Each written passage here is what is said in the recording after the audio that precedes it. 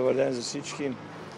Да, сега смо повиш одбор, всички фудбалисти су тука и од национални одбор и този први седмица е били тестови, малко адаптација и јас и мој тренерски штаб на фудбалисти, на всичко там Пончарево и фудбалисти на нас. Сега е како треба да буде и видите, стартирали смо и с трансфери. Един трансфер до тука, не броиме този футболист, който ще играе за втори отбор. Как върват нещата с селекцията? Имате ли надежда, че за подготовката в Словения ще се присъединят новите играчи или все още няма информация? Прво да пожелявам на Теодор добродошлица у ЦСК. Тој е и на njega и на njegovo семејство повише одбор мислим да е тој еден добар трансфер, потенцијално фудбалист, национални фудбалист кој има голем потенцијал и мислим да може да нам помогне. Хора која работи за селекцијата, работи дано-ноќно и не могу ништо конкретно да казвам.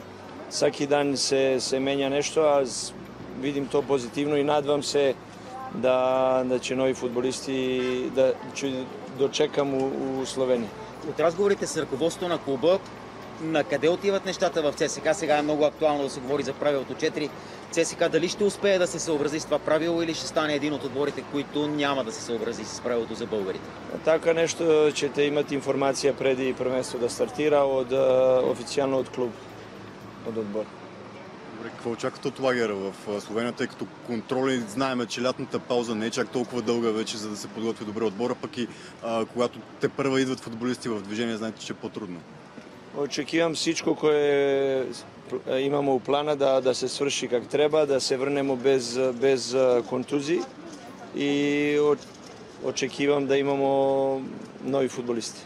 Когато казахте, че и заради историята, а и заради това, че клубът е ЦСКА може да стане шампион за новия сезон, имахте предвид в главата си това, че ще привлечете качествени играчи, защото само с наличния ресурс някои хора казват, че това няма как да стане.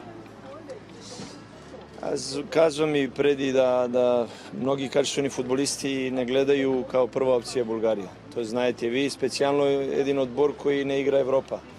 И to je mnogo trudno za хора која гледа и разговара sa фудбалисти. Аз съм сигурен да на този момент, ступка по ступка, ќе му направим отбор кој ќе да буде как всички очекува. С оглед на заявките на предишните треньори и в крайна сметка какво се случи с отбора в края на сезона, вие каква цел си поставяте? Аз винаги не гледам много дуго. Винаги гледам ден по ден, седмица по седмица. Прво да направимо тимски одборни дух sa този фудбалисти кој имамо и кога стигну нови фудбалисти да брзо влизају у одбор и да всичко кој имамо у плану сега за подготовка свршимо, да кога стартирамо први матч да смо на еден добар процент поготвени и след тога ќе го гледамо мач по мач, седмица по седмица и каде смо. Знаете ciljevi и искамо да смо винаги там на врх и тука до последни мачеви. Ќе видимо, не може ништо да се смени след една седмица, след еден месец и една година. Треба, кога се нешто прави големо, пак, как е ЦСКА, треба малко и време. И требамо да сме реалисти всички тука. От това, което сте наблюдавал преди, когато не бяхте в ЦСКА, може ли открите едно или две неща, които трябва да направи по-добре ЦСКА като клуб, като отбор, за да постигне тези цели, за които говорите? Аз видим много амбициозни хора тука. Всичко, как видим, върви се да ЦСКА иде напред и да се върне на стари слави, как се казва, на стари, как е било преди. За мене по-важно е да отборни дух, един отбор, кога влиза на терен, феновичу да винаги да казва тој е ЦСКА. И кога победи, кога загуби, нема никој да се срами. Тоа е за мене важно и след тога аз могу да погледам всички фенови, всички хора у очи и да кажам тоа е тоа. Аз нисам чаробњак, нисам маџионик, не могу ништо сам. Веруjem u хора кои с мене, веруjem у тренерски штаб, веруjem у фудбалисти, веруjem у всички хора кои е тук да можеме всички заедно да направиме нешто големо. Господин Керкец, съперниците в Словения изглеждат достатъчно сериозни. Доволни са от качеството на опонентите и колко сериозна работа предстои след една седмица, която бяхте близо до отбора? Да, сигурно съм задоволен са противници, са лагер да идем у Словения, къде е всичко как треба. За този седмица всичко е добро. Малко последни 2 дана имamo контузија на Арон Исека. На понеделник сутриндан ćemo да знаемо тачно како се случи. Мислим на 99% да ќе дојде у Словенија. Не може да работи всичко стопка и со футболисти, али е многу важно да буде со одбор. Има нешто индивидуално кое ќе тренерски штаб да работи и да буде на добар ниво кога стартира стопка да може брзо да влиза со одбор да работи.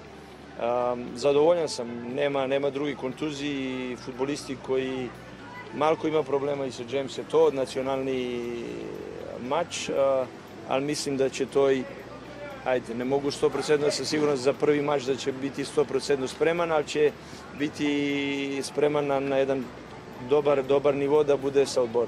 Ломбарделова, какво случи с него? Остава ли за сега в ЦСКА, защото за него имаше информация, че може да бъде Всичко наред, говорих с него индивидуално и той иска да остане у ЦСКА.